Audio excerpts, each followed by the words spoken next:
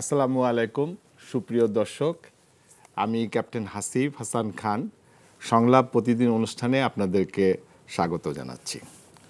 আজকে আমাদের আলোচনার বিষয়বস্তু হচ্ছে ত্রয়োদশ জাতীয় সংসদ নির্বাচন ও রাজনীতির নতুন অধ্যায়। এ বিষয়ে আলোচনা করবার জন্য আমাদের স্টুডিওতে দুইজন আলোচক আছেন। আসলে আমি তাদের সাথে আপনাদেরকে পরিচয় করিয়ে দিই।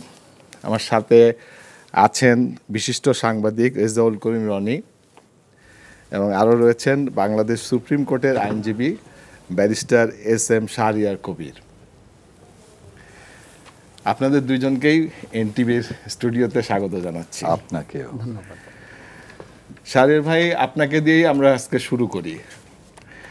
17 বছর পর আমাদের দেশের মানুষ একটা উৎসব মুখর পরিবেশে আগামী নির্বাচনে তাদের ভোটাধিকার প্রয়োগ করার জন্য প্রস্তুতি নিচ্ছেন এবং এই নির্বাচনে তারা জুলাই সনদের পক্ষেও গণভোটে অংশগ্রহণ করবেন এবং হ্যাঁ না ভোটে অংশগ্রহণ করবেন।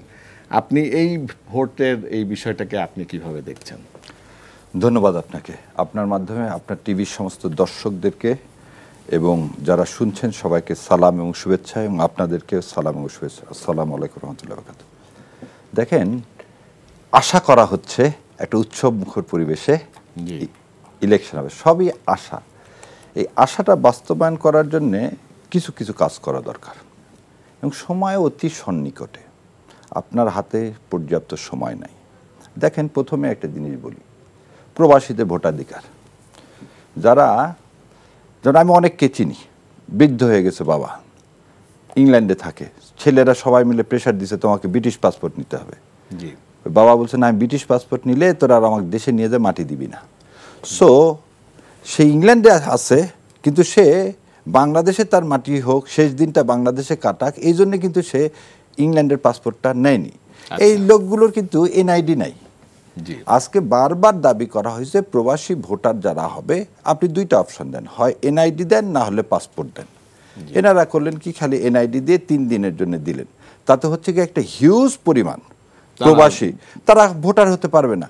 এটা বারবার বলা হচ্ছে, সরকারের সবাইকে বলা হচ্ছে, এটা 1 সেকেন্ডের ব্যাপার, সেটা কিন্তু করা হচ্ছে না। এবং আরও একটা কি বলবো আপনাকে, দুঃখের বিষয়, যাদেরকে আমরা বসাইছি এই অভ্যুত্থানের পর হাই কমিশনার হিসাবে, তারা আমাদের মনের কথাগুলো মনে হয় রিড করতে পারছে না। তার একটা জলজ্জান্ত উদাহরণ দেখেন, এই যে ইংল্যান্ড সফর করলেন ডক্টর মোহাম্মদ ইউনূস, তাকে কিভাবে ওখানকার হাই কমিশন কিভাবে তাকে একটা অড পজিশনে, আমি বেজ্জতি বলবো না, একটা অড পজিশনে ফেলে দিল। তার মানে রাষ্ট্রীয় কাঠামোর মধ্যেও এখনও পুরানো ফেসিস্টরা এখনও বহাল তবিয়তে আছে। সেইখানে একটা উৎসব মুখর পরিবেশে ভোট করতে গেলে আপনাকে কিছু জিনিস করতে হবে। প্রথম কথা, এই ভোটটা হবে কিসের ভিত্তিতে? ভোটটা হতে হবে জুলাই সনদের ভিত্তিতে। আপনি গণভোটের অর্ডিন্যান্স পাস করলেন, এই অর্ডিন্যান্সে আপনি বলতে পারতেন যে আগে গণভোটের রায় প্রকাশ হবে, তারপরে সংসদীয় পার্লামেন্টের রায় প্রকাশ হবে। আপনি কিন্তু সেটা বললেন না। তাহলে এই ফলাফলটা কোনটা আগে হবে কোনটা পরে হবে, এর জন্য কি আবার আপনি একটা অধ্যাদেশ জারি করবেন? সো এই যে জিনিসগুলো আমার কাছে মনে হচ্ছে, আমরা সবাই জানি যে ইলেকশন ছাড়া আপনি পাওয়ার ট্রান্সফার করতে পারবেন না। কিন্তু আমার কাছে কেন জানা হচ্ছে, 70 সালে একটা প্রতিধ্বনি আমি দেখতে পাচ্ছি। 70 সালে যখন এলএফও করে একটা ইলেকশন হলো, তারপরে রাজনৈতিক যে কি বলবো, একটা রাজনৈতিক সংঘাতময় পরিস্থিতি তৈরি করা হয়েছিল। আজকে কিন্তু ঠিক সেই জায়গাতে আপনি আজকে নভেম্বরে শেষ হয়ে যাচ্ছে, ডিসেম্বরের ফার্স্ট উইকে যদি আপনি এই তফসিল ঘোষণা না করেন, আপনি ফেব্রুয়ারির ফার্স্ট উইকে করবেন কিভাবে? আপনি কিন্তু এখন পর্যন্ত ডেটটা বললেন না যে আমরা সবাই আশা করতেছি 7 তারিখের মধ্যে হবে। সো আমরা সবাই ভোট করতে চাচ্ছি, বিচার সংস্কার চলমান, কিন্তু এই জায়গাতে যেতে গেলে ভাই আপনাকে অবশ্যই সরকারের এখন ওই দোলাচলের মধ্যে থাকলে হবে না। আমি আশা করি ভোটটা ভালো হবে। আমরা আপনার কাছে আবার শুনবো। আমরা একই বিষয় নিয়ে রনি ভাই আপনার কাছে আসতে চাই।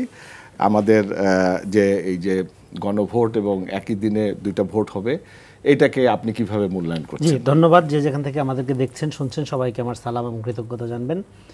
এখানে সমস্ত দলগুলোর থেকে আমার পজিশন ভিন্ন এবং এই জন্য আমি প্রচুর সমালোচিত।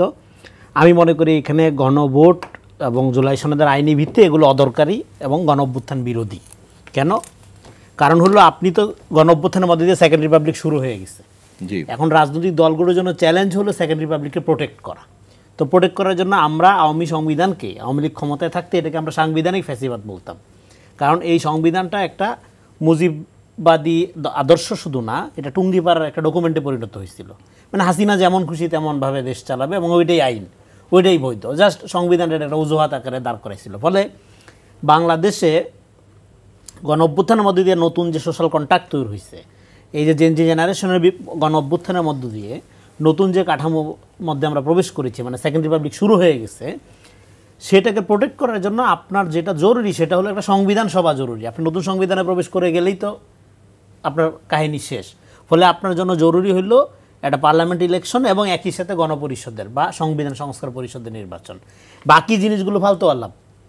আপনি ধরেন একটা জিনিস বলেন, ধরেন আজকে গণভোট হচ্ছে, ধরেন হইল, এই গণভোটের মধ্য দিয়ে জুলাই সনদের ব্যাপারে, জুলাই সনদ আরেকটা জিনিস হলো সংস্কারের পক্ষে বা পুনর্গঠন, যেটাকে আমি বলি সংস্কারের পক্ষে বা পুনর্গঠনের পক্ষে তো সবাই, আওয়ামী লীগ ছাড়া।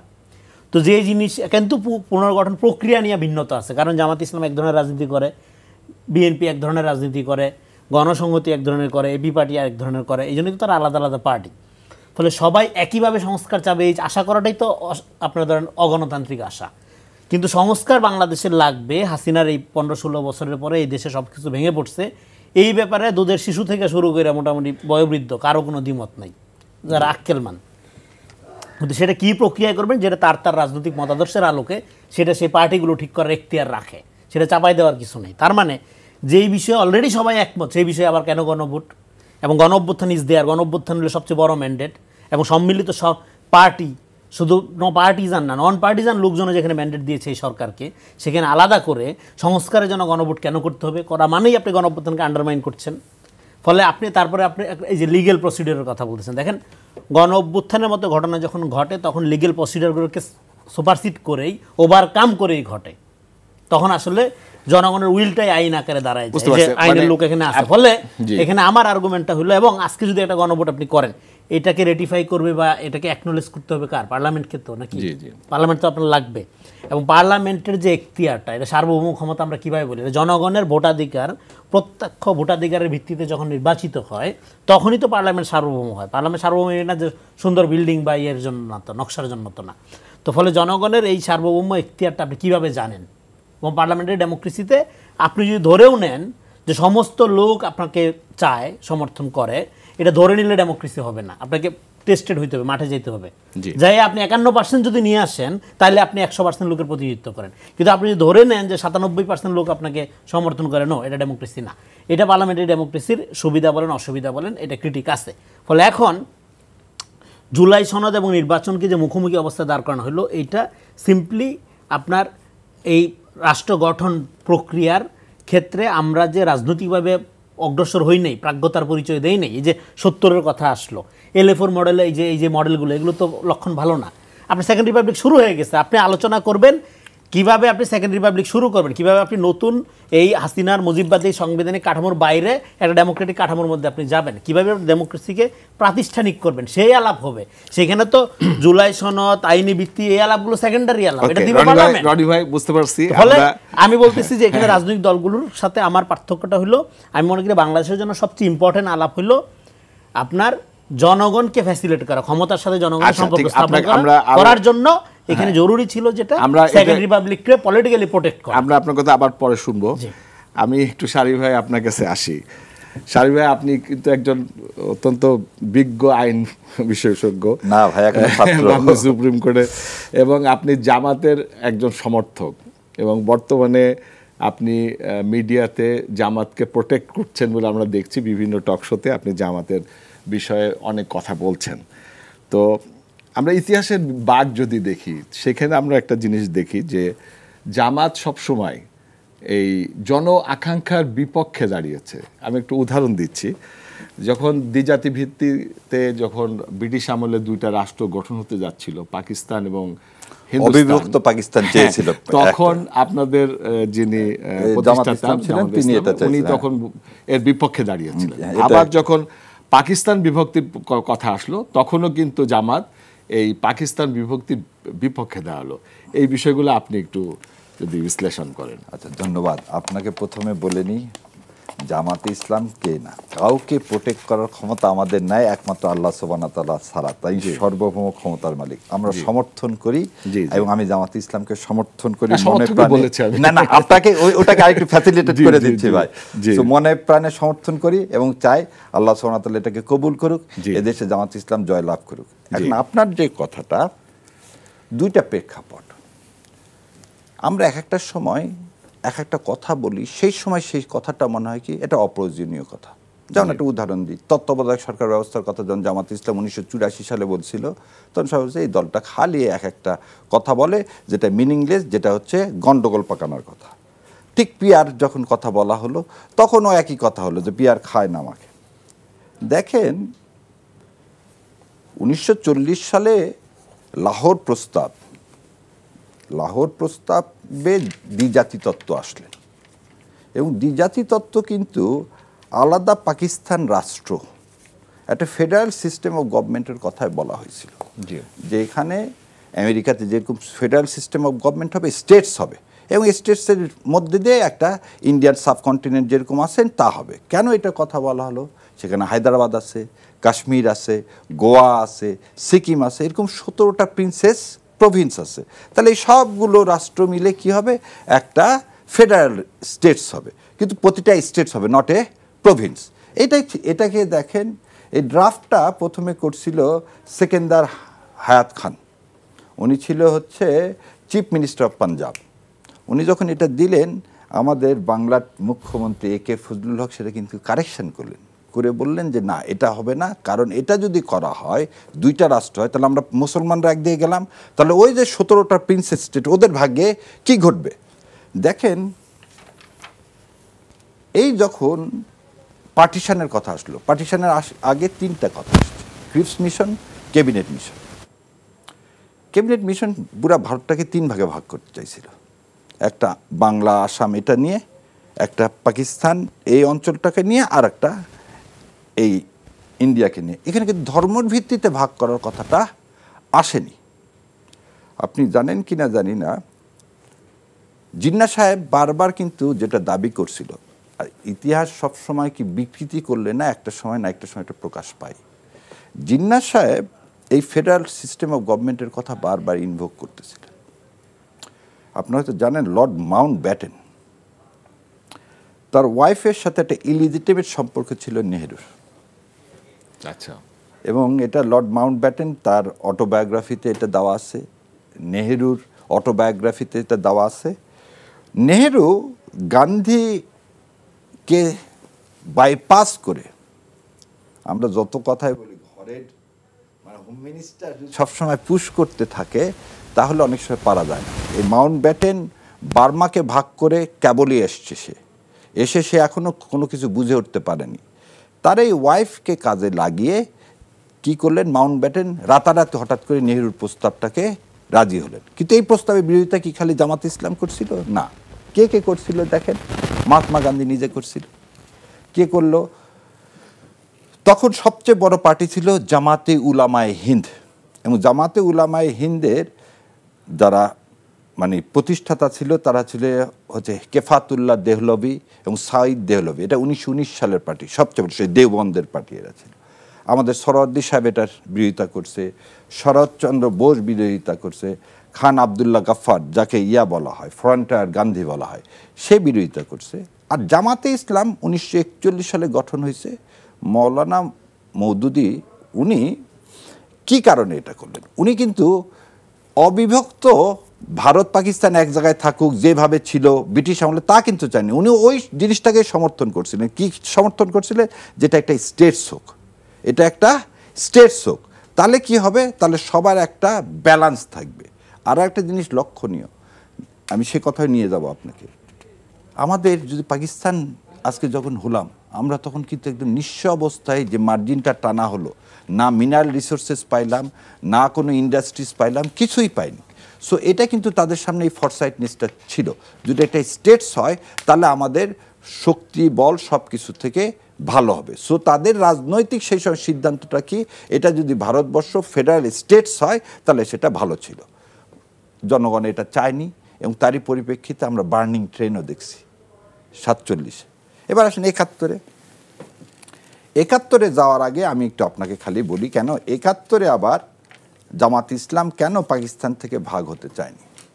যেটা 47 সালে বললেন যে কনসিকুয়েন্সটা খারাপ হবে, ভারতীয় আধিপত্যবাদ এবং ভারতীয় যে সাম্রাজ্যবাদী চরিত্র এবং ভারতের যে নিষ্পিষণ মুসলমানের এগেনস্টে, এইটা থেকে রেহাই পাওয়া কিন্তু খুবই কঠিন হবে। তার প্রমাণ দেখেন, আমরা স্বাধীনতা পাইলাম 47 সালে, 48 সালে কিন্তু ভারত পাকিস্তান যুদ্ধ হলো। 48 না, 47-এ 22 অক্টোবর যুদ্ধ হলো। কি নিয়ে? কাশ্মীর নিয়ে। কাশ্মীর অকুপাই করে ফেলে দিল ইন্ডিয়া। আপনি একই জিনিস ঘটলো কোথায়? হায়দ্রাবাদে 48 সালে হায়দ্রাবাদ সে অকুপাইড করে ফেলে দিল। একই জিনিস কোথায় হলো দেখেন? গোয়াতে হলো। এবং যতগুলো প্রিন্সেস স্টেট একটা দেখেন পাকিস্তান বা বাংলাদেশের কাছে আসলো না, সব ইন্ডিয়া কি হয়ে গেল? করায়ত্ত করলো। এখানে আপনাকে আর একটা জিনিস বলি, হায়দ্রাবাদের সাথে ইন্ডিয়ার একটা ট্রিটি হয়েছিল।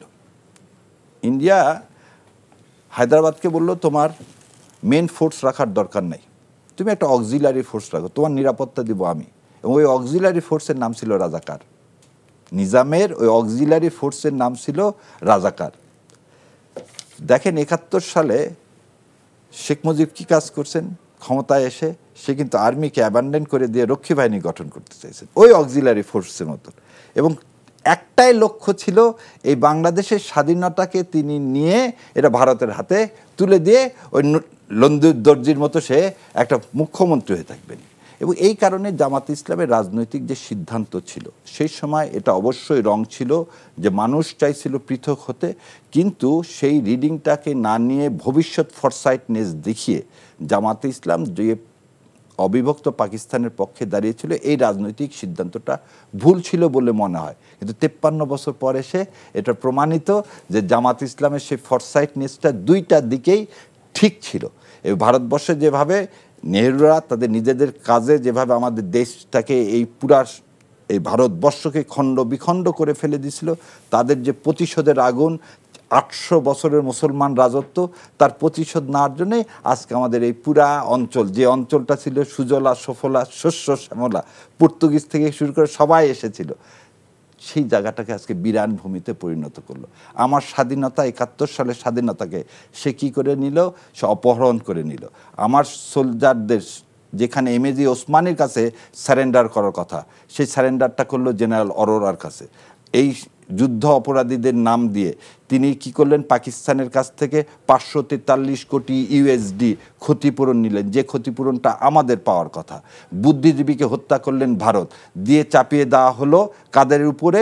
দিল জামাত ইসলামের উপরে বা মুসলিম লীগের উপরে। সো এই যে চক্রান্তটা, এই চক্রান্তটা আমি কি বলতে পারি এটা জনমতের রিডিংটা ভুল পড়া হয়েছিল তাই না?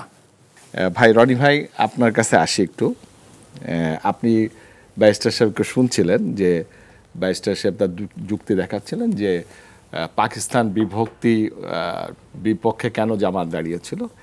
ওই সময় মার্কিন যুক্তরাষ্ট্রের যিনি পররাষ্ট্রমন্ত্রী ছিলেন হেনরি কিসিঙ্গার, ওনার একটা জায়গায় উনি লিখেছেন যে তারাও মার্কিন যুক্তরাষ্ট্র এই পাকিস্তানকে বিভক্ত করে নতুন দেশটা হওয়ার বিপক্ষে ছিলেন। কারণ হিসেবে তারা বলেছেন যে এই নতুন রাষ্ট্রটা তৈরি হওয়ার জন্য যে দক্ষ জনবল দরকার, তারা বলেছেন যে এই দক্ষ জনবল এই রাষ্ট্রের ছিল না, সুতরাং এই রাষ্ট্রটা ওই সময় নতুন একটা স্বাধীন হওয়ার মতন অবস্থানে ছিল না, উনি লিখেছেন। এবং ওই সময় আমরা দেখেছি যে আওয়ামী লীগের অনেক বর্ষিয়ান নেতা যারা 47 সালে, তার আগে তো আপনার সরওয়ার্দী সাহেব কিংবা আপনার একে ফজলুল হক, তারা কিন্তু অখণ্ড বাংলার কথা বলেছিলেন, তারা কিন্তু পাকিস্তানের সাথে যেতে চান নাই। কিন্তু পরবর্তীকালে আমরা পাকিস্তানের সাথে গেছি এবং ওই সময় আওয়ামী লীগের একটি বর্ষিয়ান অংশ তারা শেখ মুজিবের সাথে ডিফার করেছেন এবং তারা বলেছেন যে আমরা যে কারণে পাকিস্তানের সাথে গেছি সেটার জন্যে পাকিস্তানের আমব্রেলা আমাদের আরও কিছুদিন থাকতে হবে, কারণ আমাদের ম্যান পাওয়ার তৈরি হতে হবে, আমাদের ডাক্তার হতে হবে, আমাদের ইঞ্জিনিয়ার হতে হবে, আমাদের মিলিটারিতে মানুষ হতে হবে, আমাদের প্রশাসনে মানুষ হতে হবে। তখন যখন এই অবস্থায় যাবে তখন এই দুটা রাষ্ট্র 1000 কিলোমিটার মানে মাইলের দূরে দুটো রাষ্ট্র অটোমেটিক বিভক্ত হবে। দ্যাট স্বাধীনতা উইল বি আওয়ার সাস্টেনেবল স্বাধীনতা। কিন্তু এখন ভারতের সাহায্যে যে স্বাধীনতা এইটা আসলে ধরে রাখা যাবে না, এটা পরাধীন রাষ্ট্র হয়ে যাবে। তো 54 সালে ভাই বলেছেন যে 54 সালের পরে আমাদের যে সামনে যে নির্বাচন হতে যাচ্ছে সেই নির্বাচনে আপনিও বলেছেন যে মূল প্রতিদ্বন্দ্বী যেটা সেটা হলো জামাতে ইসলাম এবং তার শরিক ইসলামী দলগুলো যারা ওই সময় পাকিস্তান বিভক্তির বিপক্ষে ছিল। এরপরে বিএনপির একটা অংশ কিন্তু ওই যে আপনার ডিফার করেছিল যারা আওয়ামী লীগ থেকে তারা কিন্তু স্বাধীনতার পরে জেল খেটেছেন, জেল খেটে আপনার কোলাবরেটর আইনে জেল কেটেছেন, তারপরে 2 বছর জেল খাটার পরে তারা সাধারণ ক্ষমা পেয়ে তারা বেরিয়ে এসেছেন এবং তাদের একটা অংশ কিন্তু জাগদল হয়ে বিএনপিতে যোগদান করেছিলেন। এবং আরেকটা অংশ বিএনপি যারা কিন্তু ভারতের দাদাগিরির বিপক্ষে, আর এনসিপি তো ভারতের দাদাগিরির বিপক্ষে। আর যে দলটা আপনার নিজেকে বলেছে যে স্বাধীনতার পক্ষের দল, সেই সোল্ড এজেন্ট বলছে তারা, এবং তাদের সব শীর্ষ নেতারা এখন ভারতে। তো এই যে রাজনীতির যে পরিবর্তন, এটাকে নতুন রাজনৈতিক অধ্যায় বলবেন কিনা আপনি? ভাইকে একটু অ্যাড করে দিই, সাথে মাওবাদী যারা ছিল তারাও কিন্তু 71-এর বিরোধিতা করছে, কাজী জাফরের এরাও কিন্তু ওই ভারতীয় আধিপত্যবাদের কারণে করছে। সো এটা একটু জয়েন করে নিয়ে ভাই আপনার কথাটা বলেন। মানে এটা ধরুন মোটেও নতুন কিছু না। আরেকটা হলো এখানে যে লম্বা হিস্ট্রিক্যাল ন্যারেশন আসলো, দেখেন history is nothing but a particular agency of knowledge system. আপনি আপনার নলেজ সিস্টেম বা আপনার যে মতাদর্শ সেই আলোকে আপনি আপনার ইতিহাস ন্যারেট করবেন। কিন্তু আমাদের এখানে অশিক্ষাত যেহেতু আমাদের সংস্কৃতি, সন তারিখ ঘটনাকে ইতিহাস মনে করা হয়। সন তারিখ ঘটনা ভাই জন্ম দেওয়া যায়, দেখবেন না আওয়ামী লীগ প্রত্যেকবার জন্ম দিয়েছে, শেখ মুজিব টয়লেটের জানলা থেকে ফালাই দিয়া নাকি সব ঘোষণা দিছে। ফলে এই যে ম্যানুফ্যাকচারিং ফ্যাক্টস, এইটার মধ্য দিয়ে বয়ান তৈরি করা যায়, এটা আমরা দেখছি, কিন্তু সেটা ইম্পর্টেন্ট না। ইম্পর্টেন্ট হলো আপনি দেখেন এখানে Jamaat Islam in the wrong side of হিস্ট্রিতে রাজনীতি করছে, এটা ভাইও বললো যে ওই সময় তার পজিশনটা ছিল না।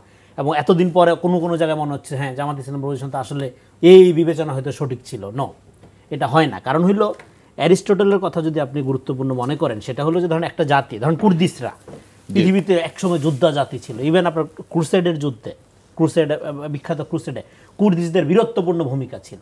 হ্যাঁ, আপনার এদের ক্রুসেডারদের পরাজিত করার ক্ষেত্রে, মুসলমানদের জয়ের ক্ষেত্রে গুরুত্বপূর্ণ ভূমিকা পালন করছে। কিন্তু যখন মডার্ন ফরম্যাটে 40-এর দশক থেকে জাতিরাষ্ট্রের উদ্ভব শুরু হইল, কুর্দিশরা কিন্তু কোনো একটা স্টেট করতে পারলো না, আজও পর্যন্ত তারা মাইর খাচ্ছে নানা দিকে।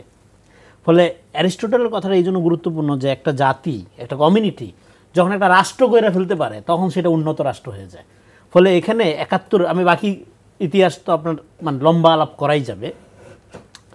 71-এর প্রশ্নটা যদি শুধু আপনি ধরি, সেখানে বামপন্থীদের পজিশন যেরকম ছিল, 2 কুকুরের লড়াই বলছে অনেকে। কিন্তু যখন এখানে জনযুদ্ধ শুরু হয়ে যায়, জনযুদ্ধ শুরু হয়ে যাওয়ার পরে আপনি পুরো সময়টা ধরে পাকিস্তান আর্মির সাথে সাথে থেকে, হ্যাঁ, বিভিন্ন বাহিনী যে আলবদর বাহিনী বা রাজাকার বাহিনী থেকে থেকে কাজ করা, আর হলো হিস্ট্রি ন্যারেশনের মধ্যে আপনার একটা পজিশন বলতে দুই জিনিস। আপনি অ্যাক্টিভলি মাঠে আছেন, হ্যাঁ, তো ফলে এখন মাঠে থেকে আপনি প্রোটেক্ট করার আপনার রাজনৈতিক দায়িত্ব মনে করছেন এবং আপনি যুদ্ধে পরাজিত হয়েছেন। ফলে পরবর্তী ন্যারেশনে জামাত যে পজিশন নিচ্ছে, ভারতেরও একই বক্তব্য যে এটা আমাদের যুদ্ধ। ভারত তো বলেন এটা বাংলাদেশের যুদ্ধ, জামাতও বলেন এটা বাংলাদেশের যুদ্ধ, জামাতও মনে করে এটা ইন্ডিয়ান আগ্রাসন হইতে পারতো ওই ন্যারেশন, এবং ভারতও এটাই বলে যে এটা ভারত পাকিস্তান যুদ্ধ, এবং 16 ডিসেম্বর ওরা উদযাপন করে। ফলে এখানে 71টা হাসিনার একটা ব্যবসার পুঁজি ছিল, বা ধরেন হাসিনা এটাকে 71-এর কথা বারবার বলে বলে সবচেয়ে মুক্তিযুদ্ধ বিরোধী পজিশন নিছে বা রাজনীতি করছে, এবং 71টার চেতনা ব্যবসা একটা আওয়ামী লীগের ব্যবসায় পরিণত হয়েছে। ফলে আওয়ামী লীগের বয়ানটা রং 71-এর প্রশ্নে, সেটা বিরোধিতা আমরা করছি, এবং এই আওয়ামী মুক্তিযুদ্ধের চেতনার বিরুদ্ধে গণ অভ্যুত্থান হয়েছে, তুমি কি আমি কি রাজাকার বলে। তার মানে এটা না যে জামাতের পজিশন রাইট, তার মানে এটা না যে জামাতের বয়ান রাইট। জামাত তো ইকুয়ালি 71 প্রশ্নে তার যে পজিশন, এটা in the wrong side of হিস্ট্রিতে ছিল। আমি আপনার এই তারপরে এখানে আরেকটা যে আলোচনা আসলো, তত্ত্বাবধায়ক সরকার, গোলাম আজম সাহেবের একটা বক্তব্য আছে, হ্যাঁ, উনি বাইতুল মোকাররমের সামনে দাঁড়ায় বলতেছেন একটা বক্তৃতায়, আমি নিজে শুনছি, যে তত্ত্বাবধায়ক সরকার ব্যবস্থাটা এটা রাজনীতিতে জামাত ইসলামের আবিষ্কার, কমপ্লিটলি রং। রেফারেন্স এ জাস্ট রিপাবলিক, পার্থ চ্যাটার্জির, এই বছরে বের হয়েছে। হ্যাঁ, আপনার সেখানে দেখা যাচ্ছে 1935 সালে ইন্ডিয়া অ্যাক্ট, যেটার আলোকে 1950 সালে ইন্ডিয়ান সংবিধান তৈরি করা হয়েছে। মুসলিম লীগ এবং কংগ্রেসের মধ্যে যে ঝগড়াটা, সেটা তো অনেক পুরানাই, হ্যাঁ, শুরু হয়েছে একদম 23 সালের পর থেকে টেনশন বাড়তেছিল। তো 1935 সালের যে ইন্ডিয়ান অ্যাক্ট, সেখানে পাওয়ার ট্রান্সফারের ক্ষেত্রে আপনার যেহেতু এখানে ভারত পাকিস্তান, এটা কিন্তু আলোচনার মধ্য দিয়ে ভাগ হয়েছে, এরকম জনযুদ্ধের মধ্য দিয়ে স্বাধীনতা তারা পায়নি, মানে ভারতও না পাকিস্তানও না, যে জন্য একদিন আগে পরে দুইটা দেশ স্বাধীনতা উদযাপন করে। তো ফলে ওই সময় প্রথম ইন্টারিম ভূমিকাটা পালন করবে একটা, মানে পাওয়ার ট্রান্সফারের ক্ষেত্রে ইন্টারিমের ব্যাপারটা তখন আলোচনায় আসছিল 1935 সালে ইন্ডিয়ান অ্যাক্টে আসছে আলোচনায়। তারপরে জিয়াউল হক পাকিস্তানের সময় যখন পাওয়ার ট্রান্সফার একটা ক্রাইসিস ছিল, জিয়াউল হকের সময় এটা প্রথম ইমপ্লিমেন্ট করা হয়েছে পাকিস্তানে, দেন বাংলাদেশে আসছে। ফলে এটা আবিষ্কার না, যদি আপনি মনে করেন এটা আবিষ্কার না, এটা অনেক আগে ছিল হিস্ট্রিতে, বহুবার আলাপ হয়েছে। সো এই জন্য আপনার এই আপনি ইতিহাসের সমস্যাটা হয় কি, সত্য বলেন না মিথ্যা বলেন, আপনি একটু সত্য বলেন একটু মিথ্যা বলেন, মিলায় একটা পলিটিক্যাল রেটরিক্স তৈরি করেন, পলিটিক্যাল বয়ান তৈরি করেন, যেটা ভেরি ডেঞ্জারাস। পলিটিক্যাল ট্রুথ বলা হয় এটা। পলিটিক্যাল ট্রুথ সবসময় আপনাকে ফ্যাসিজমের দিকে নিয়ে যাবে। আপনি হয়তো নিজে ফ্যাসিস্ট হইতে চান না, কিন্তু ক্ষমতা এবং আপনার ট্রুথ দেখেন, ক্ষমতার সাথে লেজিটিমেসির সম্পর্ক কি, পলিটিক্স অ্যান্ড ট্রুথ যদি একসাথে ফাংশন না করে, সেই ক্ষমতা দ্রুতই একটা ফ্যাসিস্টিক, অত্যাচারী এবং জালেমি ক্ষমতা হয়ে ওঠে। তো ফলে এটা আপনি যেই দলই করেন, জামাতের ব্যাপারে প্যানিক হওয়ার কিছু নাই, মানে জামাত বিরোধিতায় কারো কারো ফ্যাশন বা শাহবাগী বয়ানে জামাতকে বিরোধিতা করে এখানে আবার আওয়ামী বয়ানকে ফেরায় আনারও কিছু নাই। কিন্তু আমাকে যেটা বলতে হবে সেটা হলো যে ট্রুথ অ্যান্ড পলিটিক্স এই দুইটাকে আমি অলওয়েজ একসাথে কম্পিট করতে চাই, একসাথে রাখতে চাই। আপনি যেই দলই হন, আপনি বিএনপি হন, জামাত হন, কেন রাখতে চাই? কারণ আপনি ক্ষমতা এসে যাতে ফ্যাসিস্ট হয়ে উঠতে না পারেন। আপনি political truth is very dangerous, এটাকে যে করবে আমরা মোকাবেলা করবো। আওয়ামী লীগকে যেরকম মোকাবেলা করছি, জামাত করলে জামাতকে মোকাবেলা করবো। এটা ইতিহাসের বয়ানের নামে করুক, উন্নয়নের নামে করুক, ওয়েলফেয়ারের নামে করুক, যেই নামে করুক। বিএনপি করলে বিএনপিকে প্রতিরোধ করবো, এনসিপি করলে এনসিপিকে প্রতিরোধ করবো। কেন করবো? কারণ আমরা 5 তারিখের পরে যে রাজনীতিটা দেখতে চাই, সেটা কোনো রাষ্ট্র, কোনো দলের সম্পত্তি হবে না, ক্ষমতার সাথে জনগণের সম্পর্ক হবে। এই জন্য আমরা বলি 5 তারিখের পরে নতুন রাজনীতি বন্দোবস্ত হবে, দল যার যার রাষ্ট্রসভার। দলীয় স্বার্থের আলোকে কোনো রাজনীতি আমরা অ্যালাউ করবো না, এখন জাতীয় স্বার্থের আলোকে রাজনীতি করতে হবে। এবং 5 তারিখের পরে 100% বিরোধিতার রাজনীতি করার কোনো সুযোগ নেই। হ্যাঁ, অবশ্যই জামাত বিএনপির বিরোধিতা করবে, বিএনপি জামাতের বিরোধিতা করবে, এনসিপির বিরোধিতা করবে, কিন্তু একটা কলিগ সুলভ সম্পর্কের মধ্য দিয়ে আপনারা রাজনীতি করবেন। কারণ এখানে 100% বিরোধিতা বাংলাদেশের আপনার ধরেন 71-এর বয়ান, তারপরে হলো 75-এর বয়ান, এগুলোর মধ্যে দিয়ে হ্যাঁ আমরা জানি আপনারা কত সহি, কে কী করছেন। নতুন করে পাবলিককে বোকা বানানোর দরকার নেই। আপনারা এখন নতুন বাংলাদেশের জন্য আপনারা সবাই নতুন করে, এটা তো একটা কাইন্ড অফ আপনারা সেকেন্ড রিপাবলিকে প্রবেশ করে গেছেন। ফলে আমাদের 71-এর সমস্যাটা কি হয়েছে জানেন? 71-এর ইতিহাসটা একটা মুজিববাদী ইতিহাস হয়েছে, এটা আওয়ামী ইতিহাস হয়েছে। আমাদের একটা ন্যাশনাল হিস্ট্রি লাগবে। আমাদের ন্যাশন দাঁড়ায় নেই কেন? ন্যাশন দাঁড়ায় নেই বিকজ অফ 71-এর ইতিহাসটা এটা আওয়ামী ইতিহাস হয়ে গেছিল। এই বয়ানটা এবং ডেফিনেটলি বয়ানের মধ্য দিয়ে এখানে ইসলাম বিদ্বেষী, ভারতীয় বাঙালি জাতীয়তাবাদের আধিপত্যমূলক একটা বয়ান আমাদের এখানে চাপাই দেওয়া হয়েছে। ফলে আমাদের 5 তারিখের পরে প্রথম দায়িত্ব হলো ন্যাশনাল হিস্টোগ্রাফি তৈরি করা। ন্যাশনাল হিস্টোগ্রাফি তৈরি হবে কিভাবে? তৈরি হবে সেই আপনার শাহ অলিউল্লাহ দেহলভী রহমতুল্লাহ থেকে শুরু করে এই পর্যন্ত 1000 বছর, আবার হুসেন শাহের আমল থেকে শুরু করে এই পর্যন্ত পুরা যে সংগ্রাম, আমার সেই সংগ্রামের ট্রেডিশন ধরে আমার তৈরি হবে। আমাদের আসলে হিস্ট্রিটা ভালো হবে, ন্যাশনাল হিস্ট্রি। ফলে 71-এর এই জনযুদ্ধটা, এই জনযুদ্ধটা যে আওয়ামী যুদ্ধ হয়ে গেল, সেটা আমাদের প্রথম ফেইলিওর। ফলে এটাকে রেস্কিউ করা, এটা রেস্কিউ করে এটা জনগণের এখানে কার কি ভূমিকা ছিল, বামপন্থীদের জামাতের কার কি ভূমিকা ছিল, ইতিহাস বিচার করবে। সেই বিচারটাকে ইতিহাসের মধ্যে রেখে আপনি ইতিহাস কি দেখেন, ইতিহাসকে যদি আপনি অতীত মনে করেন তাহলে আপনি ভুল করবেন। ইতিহাস হলো লিভিং প্রেজেন্ট, যেটাতে আপনি বর্তমানে বাস করবেন। সেই লিভিং প্রেজেন্ট কি? তাহলে আমার প্রত্যেকটা সংগ্রামের আকাঙ্ক্ষা ছিল কি? জনগণের মুক্তি, জনগণের বেটারমেন্ট।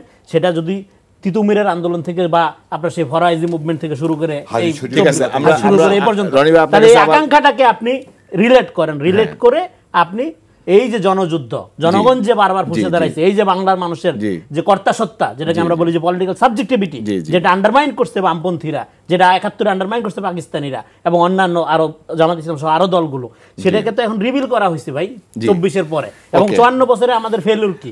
এই গণ অভ্যুত্থান তো গর্বের কিছু না, কারণ আপনি আমার ছোট ছোট বাচ্চাদের প্রোটেক্ট করতে পারেন নাই, এমন একটা রাজনৈতিক ব্যবস্থা তৈরি হয়েছে।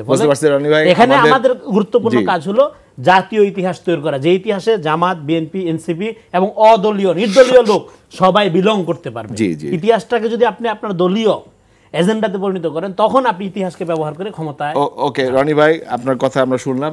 যেহেতু ইতিহাসের কথা এসেছে, আমি শাহরিয়ার ভাই আপনার কাছে একটু যেতে চাই।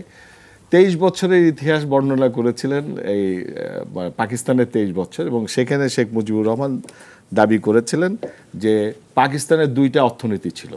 একটা অর্থনীতি ছিল পশ্চিম পাকিস্তানের জন্য, আর একটা ছিল পূর্ব পাকিস্তানের জন্য।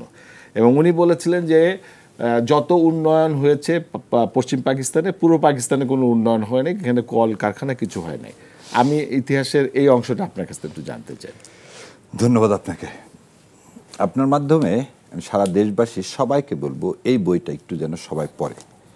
বইটার নাম হচ্ছে stranger in my own country, written by major general Khadim Hassan Raja. Stranger in my own country, major general Khadim Hossain Raja. ভাইয়ের কথাটাকে অ্যাডপ্ট করে নিয়েই, মানে জামাতের ওই পাঠটুকুন বাদ দিয়ে, আমি আর ওই বিষয়ে আর তর্কে গেলাম না, যে ৭১ নিয়ে আর অনেক কথা হয়েছে এটা নিয়ে গেলাম না, কিন্তু আমি দেখাচ্ছি আপনাকে আওয়ামী লীগ কেন মুক্তিযুদ্ধের ইতিহাসকে বিকৃতি করলো। শেখ সাহেব আসলে কি বাংলাদেশের স্বাধীনতা চাইছিল? শেখ সাহেবের এজেন্ডাটা কি ছিল? শেখ সাহেব কি ভারতের একজন পেটি এজেন্ট হিসাবে প্রথম থেকে কাজ করছে কিনা?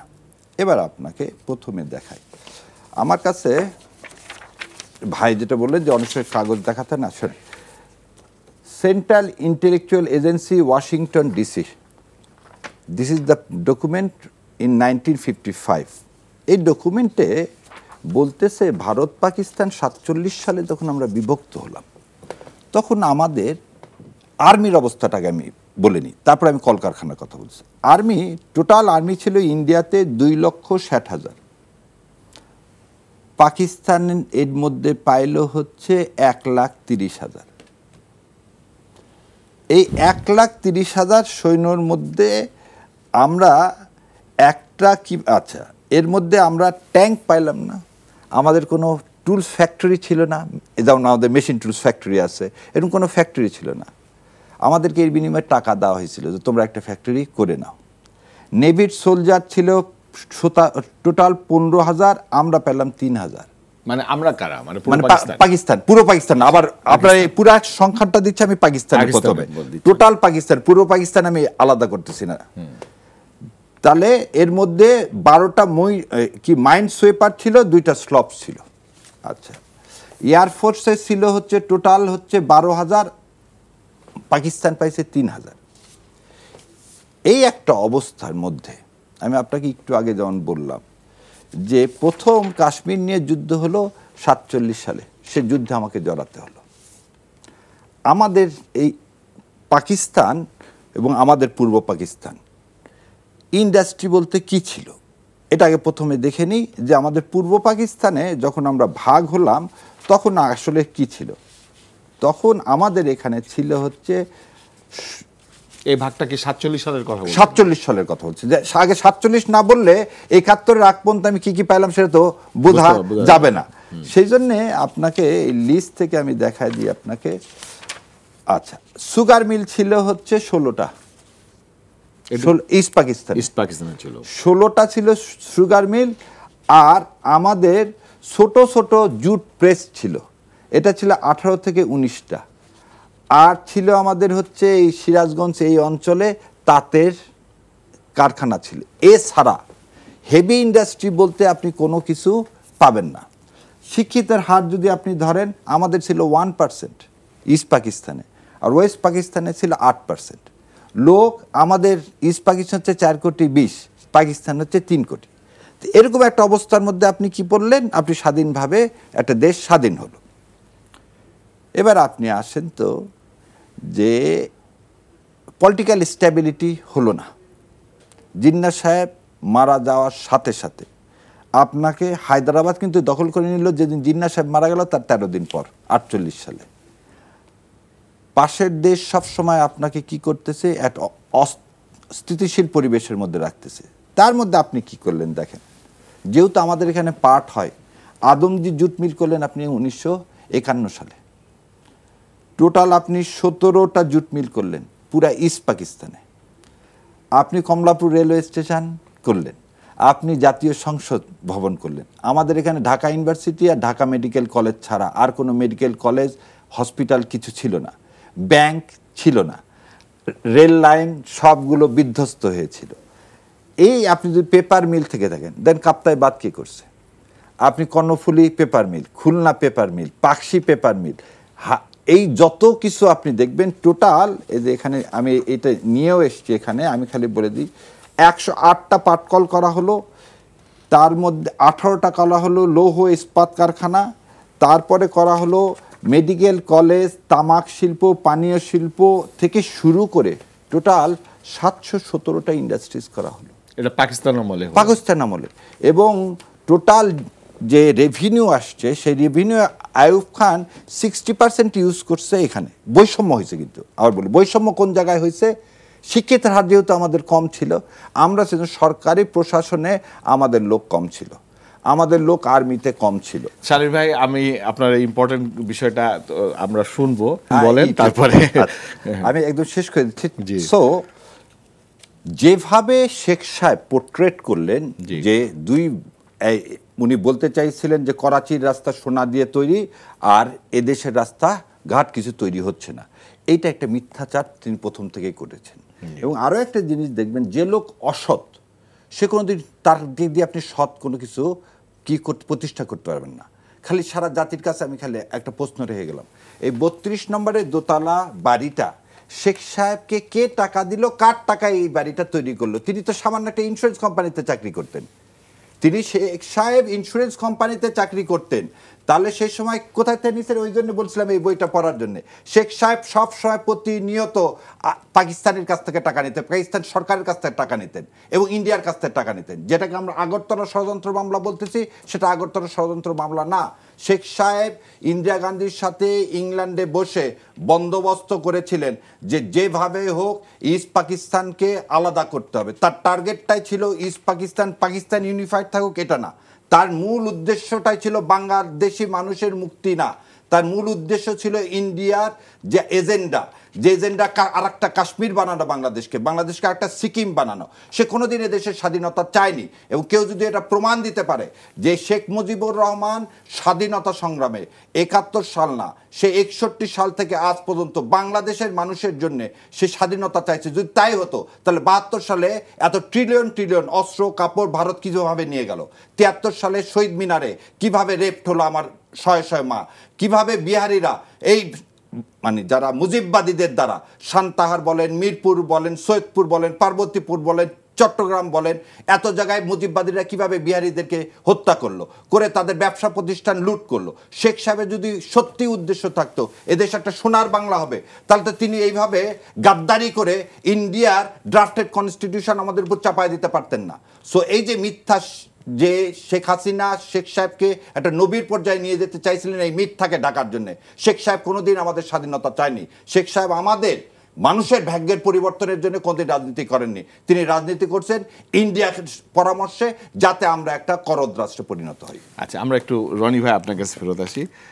এই যে জামাতে ইসলামের উনি সমর্থক, উনি জামাতে ইসলামের পক্ষে কথা বললেন, আপনি তার কথা শুনলেন এবং উনি বলেছেন এবং জামাতের নেতারাও বারবার বলেছেন যে তারা 71 সালে যে তাদের ভূমিকা ছিল তার জন্য তারা ক্ষমা চেয়েছেন। গোলাম আজম সাহেব, অধ্যাপক গোলাম আজম, উনি তখন পাকিস্তানে ছিলেন এবং পাকিস্তান থেকে উনি বাংলাদেশে ফেরত এসেছিলেন এবং এসে হাইকোর্টে যে রিট করেছিলেন তার নাগরিকত্ব ফেরত পাওয়ার জন্য, যে উনি বাংলাদেশকে স্বীকার করেছেন। এবং জামাতের অন্য নেতারা স্বাধীনতার পরে কিন্তু অ্যারেস্ট হয়েছিল, তারা দালাল আইনে অ্যারেস্ট হয়েছিল। অ্যারেস্ট হওয়ার পরে তারা 2 বছর হাজতবাস করেছেন। এরপরে কিন্তু মানবতা বিরোধী ট্রাইব্যুনালে শেখ হাসিনা তাদেরকে বিচার করেছেন এবং তাদেরকে ফাঁসি টাসি দিয়েছেন, যেটাই হয়েছে। কিন্তু এত বছর পর এই যে আমরা দেখলাম, এত ঘটনা ঘটার পরে আমরা যে 2025 সালে এসে দেখতেছি যে বিশ্ববিদ্যালয়গুলো, যেখানে মানে আমাদের শিক্ষার সর্বোচ্চ শিক্ষা প্রতিষ্ঠান, মানে শিক্ষাপীঠ বলি আমরা, সেখানে সবগুলো বিশ্ববিদ্যালয়তে যে নির্বাচন হলো, সেই নির্বাচনে জামাতে ইসলামের সমর্থনের যে ছাত্র শিবির, তাদের যে প্যানেল, সেই প্যানেলগুলো নিরঙ্কুশ বিজয় হলো। এটাকে আপনি কিভাবে দেখেন? খুবই ভালো। বিজয় না হওয়ার তো কোনো কারণ নেই, কারণ তারা দীর্ঘ সময় ধরে কাজ করতে, তার মানে কি ওই যে 71-এর প্রস্তুতি ছিল। হ্যাঁ, এবং আমি আপনাকে বলি, এটা তো তারা কোথাও তো শিবির নামে তারা রাজনীতি বা প্যানেল দেয়নি, তারা বিভিন্ন নামে প্যানেল দিচ্ছে এবং সেখানে অনেক বৈচিত্র্য তারা আনার চেষ্টা করছে।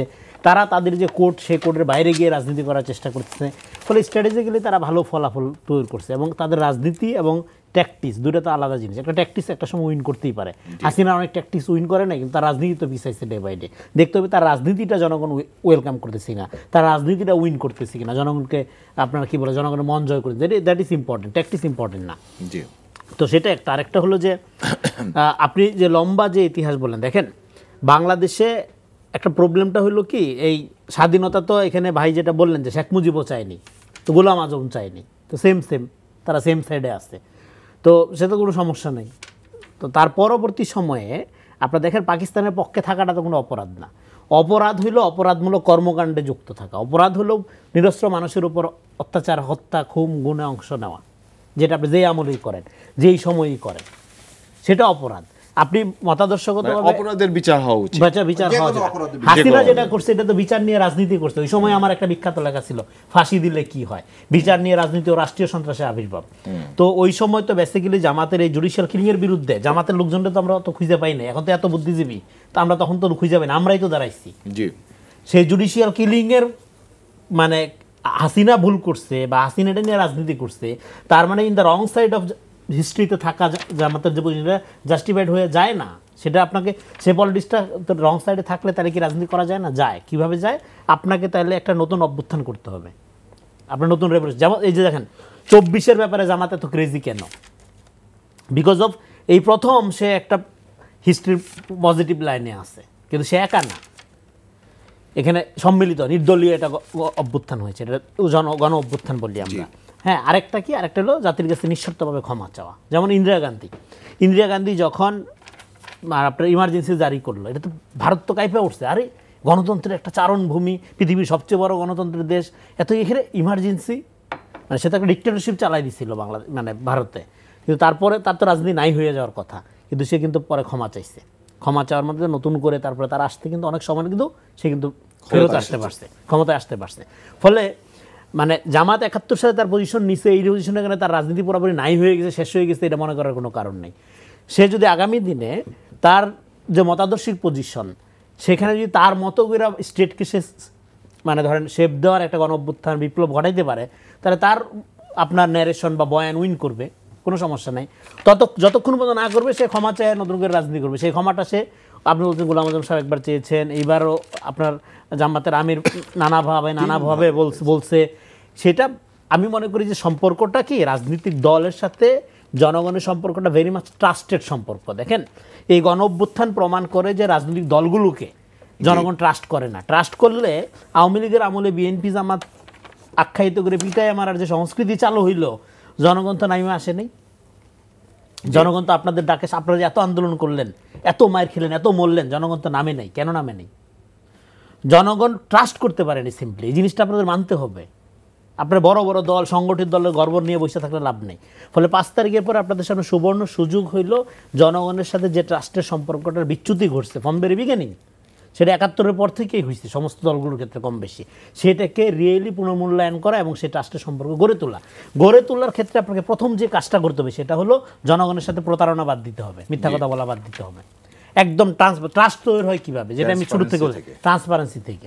আপনি যদি ট্রান্সপারেন্সি না থাকে, জনগণ আপনাকে ট্রাস্ট করবে। আপনি যদি সকালে বলেন শরিয়া, বিকালে গণতন্ত্র, জনগণ আপনাকে ট্রাস্ট করবে না। তারপর আপনি যদি বলেন আপনি সবচেয়ে বড় দল, নির্যাতিত ছিলেন, এইবার আপনি দখল করে ফেলবেন, জনগণ আপনাকে ট্রাস্ট করবে। এইটাই এগুলো থেকে বের হতে হবে। সারের ভাই, আপনার কাছে একটু ফিরি। এই রনি ভাই বলেছেন যে প্রত্যেক অন্যায়ের বিচার হওয়া উচিত। তো এই অন্যায় মানে হয়েছিল 71 সালে, এটার মধ্যে কোনো সন্দেহ নাই।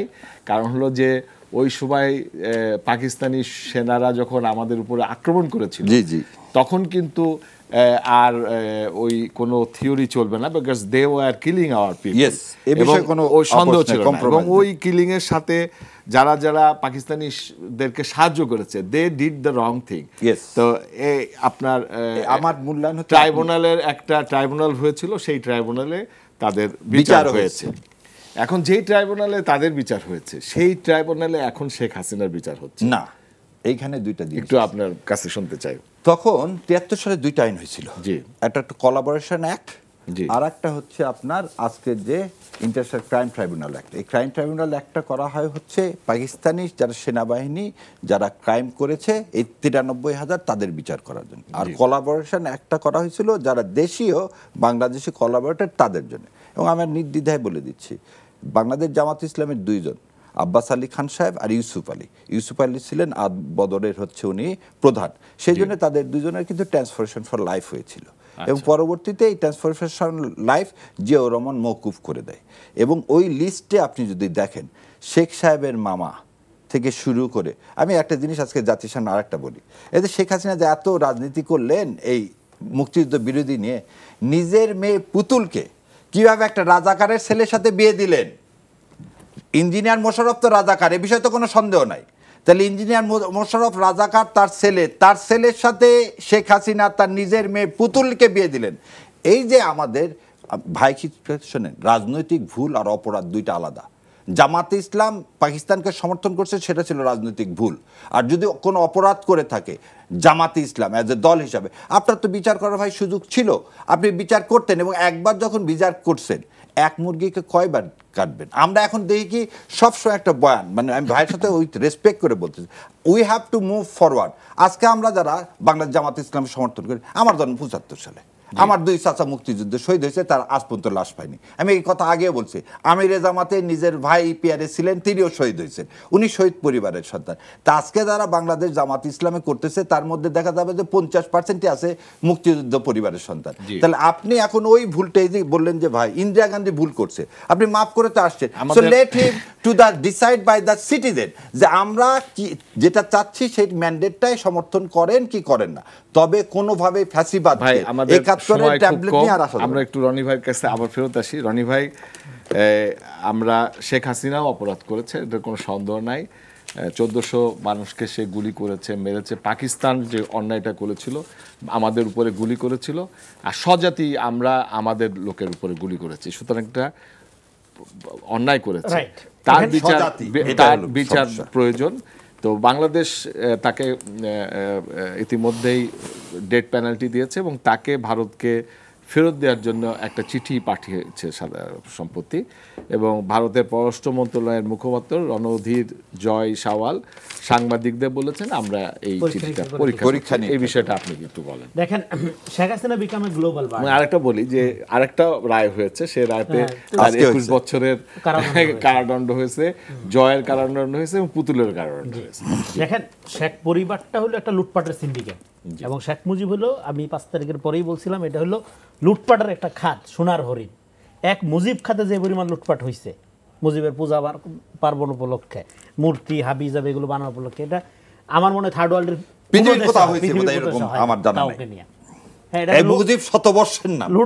আরো অনেক কিছু এইটা। ফলে এখানে বেসিক্যালি পাকিস্তানি শাসন কাঠামো যেটা, সেইটা পুরাপুরিভাবে এক্সারসাইজ করছে হাসিনা।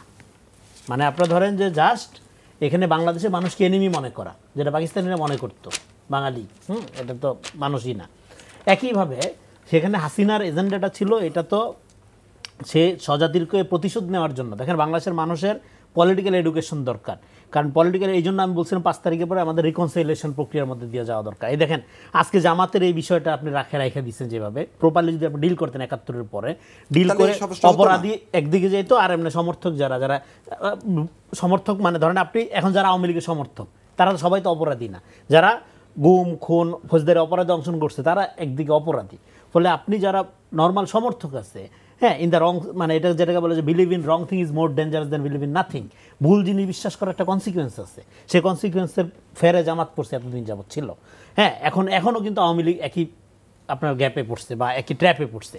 তো সেটাকে ডিল করার প্রক্রিয়া হলো কি, আওয়ামী লীগ আপনার ইন্টিমেট এনিমি, আপনাদের চারপাশে আওয়ামী লীগ আছে, এটাকে আপনি ইলিমিনেট করে মারতে পারবেন না, মেরে ফেলা আপনার কোনো সমাধান না, বা তাদের উপর অত্যাচার করাও কোনো সমাধান না, তাদেরকে ভিকটিম বানানোও কোনো সমাধান না, বরং ভিকটিম বিকাম কিলার্স। ফলে আপনাকে কী করতে হবে, রিকনসিলিয়েশন করতে হবে, অপরাধী একদিকে আর নর্মাল সমর্থক একদিকে, এবং তাদেরকে পলিটিক্যাল এডুকেশনের মধ্যে আনতে হবে যে ভাই রাজনীতি এক জিনিস আর আওয়ামী লীগ এক জিনিস। আওয়ামী লীগের সাথে রাজনীতির কোনো সম্পর্ক নেই, এটা একটা লুটপাটের সিন্ডিকেট, এটা গণবিরোধী একটা সংগঠন। কারণ এটা যদি জনবিরোধী না হইতো, 5 তারিখের পরে তার তো রিয়েলাইজেশন, প্রথম সে ক্ষমা চাইয়া শুরু করতে আলাপ, প্রথম সে আলাপই শুরু করতে অনুতপ্ত দিয়ে, কিন্তু সে আলাপটা শুরু করে কি দিয়া, প্রথমে আগুন মারা, প্রথমে ককটেল মারা। এই জন্য বলেছিলাম, কথাটা শেষ করি, আওয়ামী লীগ যদি একটা ধর্ম হয়, সন্ত্রাস তার ইবাদত। ফলে এটা কোনো রাজনীতি না, একটা মহিলা কত বড় মিথ্যাটা বললে 5 একর জমি এবং সোনা নিয়ে শেষ করতে হচ্ছে। সুপ্রিয় দর্শক, আমরা এতক্ষণ ধরে আমাদের দুইজন বিজ্ঞ আলোচকের কথা শুনলাম, এবং আমাদের যে ত্রয়োদশ নির্বাচন এবং নতুন অধ্যায়ের যে রাজনীতি, এটা নিয়ে আমরা বিস্তারিত আলাপ করলাম। দেশকে এগিয়ে নিয়ে যেতে হলে আমাদেরকে সর্বপ্রথম ঠিক করতে হবে যে অপরাধী তারা অপরাধী, আর দেশের রাজনীতি যারা করবেন তাদের ভিতরে সকলের ভিতরে যেহেতু রাষ্ট্রের পক্ষে তারা কাজ করবেন, সকলের ভিতরে একটা ঐক্য থাকবে কোনো জায়গায় যে রাষ্ট্রের উন্নয়নের জন্য মানুষের কল্যাণের জন্য। প্রতিযোগিতা থাকবে কিন্তু প্রতিহিংসা থাকবে না। এই জিনিসটাকে আশা করে আমরা আগামীতে একটা সুন্দর রাষ্ট্র গঠন করতে পারবো বলে আশা করছি। আমরা আজকে এখানে বিদায় নিচ্ছি। আগামীতে এই অনুষ্ঠান দেখার জন্য আপনাদেরকে আমন্ত্রণ জানাচ্ছি। ততদিন সুস্থ থাকবেন, সকলে ভালো থাকবেন। আসসালামু আলাইকুম।